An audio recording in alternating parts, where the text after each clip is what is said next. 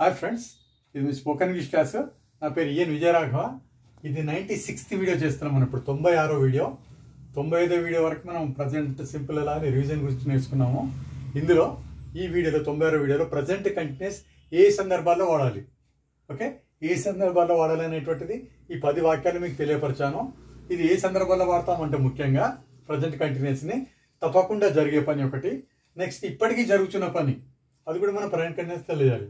Next వచ్చేసి విసుగు పుట్టించే పని. ఇలాంటి 3 పనులను ఫ్యూచర్లో తెలియచే పనిని కూడా మనం ప్రజెంట్ కంటిన్యూస్లో తెలియజేయచ్చు.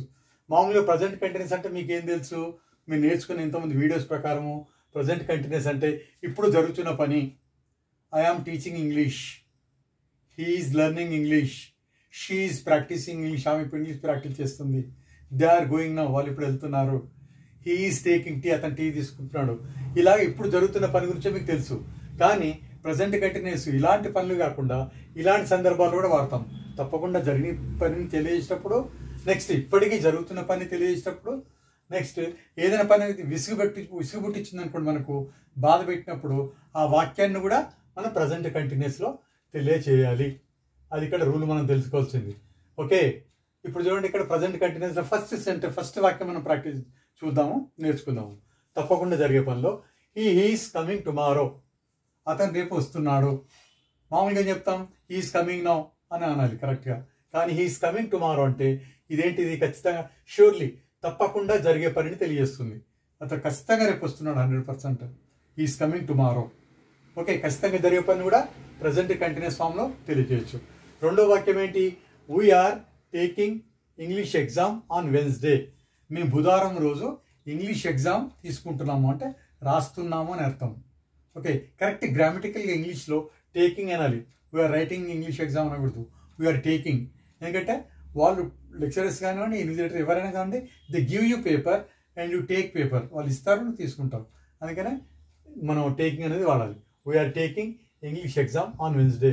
బుధవారం మేము ఇంగ్లీష్ ఎగ్జామ్ తీసుకుంటాము, మేము పేపర్ రాస్తున్నాము అనే దాన్ని తీసుకుంటాం అనే దాన్ని సర్టన్లీ తప్పకుండా జరిగే పని. రెండోది వాక్యం అది కూడా. మూడో వాక్యం వచ్చేసి she is still writing assignments. ఆమె ఇంకనూ అసైన్మెంట్స్ రాస్తూ ఉంది అంటే ఇప్పటికి కూడా జరుగుతుంది పని. అంటే గతంలో స్టార్ట్ అయ్యి ఇప్పటి జరుగుతున్న పని కూడా మనం ప్రజెంట్ కంటిన్యూస్లో తెలియజేయచ్చు. అది కూడా గుర్తుంచుకోవాలి మీరు.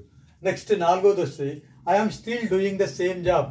నేను ఇప్పటికీ అదే జాబ్ చేస్తున్నాను అంటే ఆ పని ఎప్పుడు స్టార్ట్ అయింది, గతంలో జరిగి ఇప్పుడు కూడా జరుగుతుంది. ఐఎమ్ డూయింగ్ సేమ్ జాబ్ అంటే సేమ్ జాబ్ చేస్తున్నాను. కానీ ఐఎమ్ స్టిల్ డూయింగ్ అంటే ఇంకా అదే పని చేస్తున్నాను, అదే జాబ్ చేస్తున్నాను. ఇంతకుముందు ఎక్కడ చేస్తున్నానో అక్కడ చేస్తున్నాను. ఓకే, అది ఇప్పటికి కూడా జరుగుతున్న పని. ఓకే, నెక్స్ట్ వచ్చేసి ఐదో వాక్యం అనేది విసుగు పుచ్చే దాని గురించి, విసిగించే గురించి ఉంటుంది వాక్యం. This car is always troubling me. ఈ కార్ నాకు ఎప్పుడు ట్రబుల్ చేస్తూ ఉంటుంది.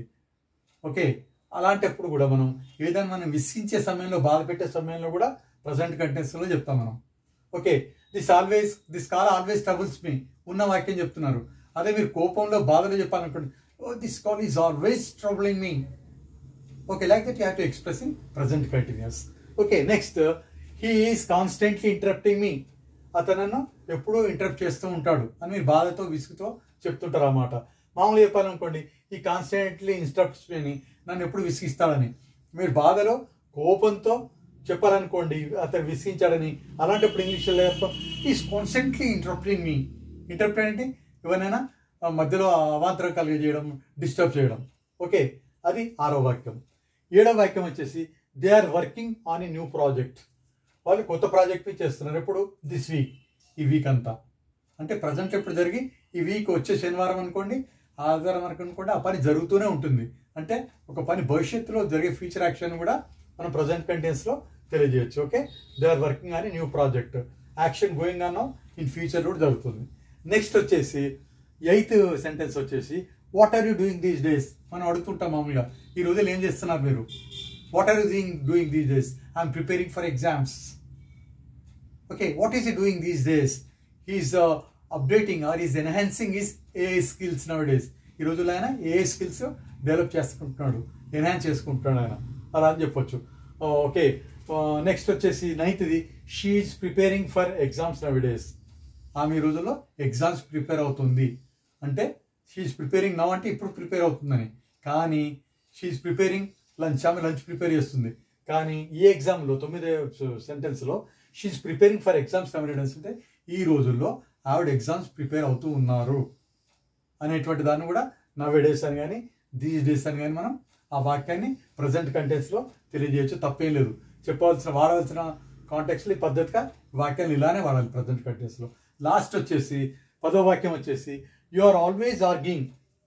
మీరు ఎప్పుడు ఆర్గ్యూ చేస్తుంటారు.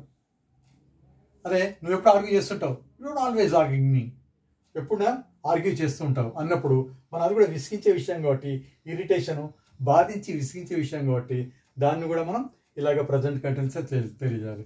Okay, I hope you have understood all these 10 sentences relating to present continuous in different contexts. One sentence expresses, these sentences express certainty, surety of action, and at the same time the action that started in the past and still going on even at the time of speaking. And another action is that if you are troubled, you are irritated, you are interrupted by any other action or by anybody's action, so that we have to express that particular action only in the present continuous. Okay, at the same time, that action that going on now and will go on in future, even such sentence also we have to express in present continuous. You see, 7th sentence, they are working on a new project this week. కొత్త project చేస్తున్నారు ఈ వారం అంటే ఈ వారం అంతా జరుగుతుంది. అలాగా ఈ అన్ని సందర్భాల్లో 10 ముఖ్యమైనటువంటి వాక్యాలు మీకు అడ్వాన్స్ ఇంగ్లీష్లో ఇవన్నీ పర్ఫెక్ట్గా టీచ్ చేస్తున్నాను. మీకు ఏంటంటే నాకు ఇది తెలియకుండా నేను వాక్యం మాట్లాడలేకపోయాను అని అనుకోకూడదు. అలాంటి సందర్భం మీకు రాదు. You should not get that, you should not get hesitant, you should not get scared of language that I have not used this sentence because I didn't know anything about that. If had I known that, I would have used it appropriately, effectively, without any hesitation. You should not feel such kind of these things, language phobia. అందుకనే మీకు ప్రతి ఒక్కటి కూడాను వీడియోలో నా ఎక్స్పీరియన్స్తో, ఇంతవరకు నాకున్న ఎక్స్పీరియన్స్తో మొత్తం ప్రతిదీ మీకు నేర్పించాలని ఈ వీడియోలో రూపంగా మీకు తెలియజేస్తున్నాను. నేర్చుకోవాలని, పర్ఫెక్ట్గా ఇంగ్లీష్ స్పీకర్స్ కావాలని, ఎఫెక్టివ్గా మాట్లాడాలని చెప్పేసి నేను ఈ యొక్క వీడియో చేస్తున్నాను. I hope you can practice all these sentences and use all these present contains the different context. Okay, మీరు బాగా ప్రాక్టీస్ చేయండి, చూడండి వీడియో. ఏమైనా డౌట్స్ ఉంటే కనుక మీరు కామెంట్ బాక్స్లో తెలియజేయండి. Okay, I wish all the best. Have a nice day. Thank you my dear students and friends. All the best. Thank you.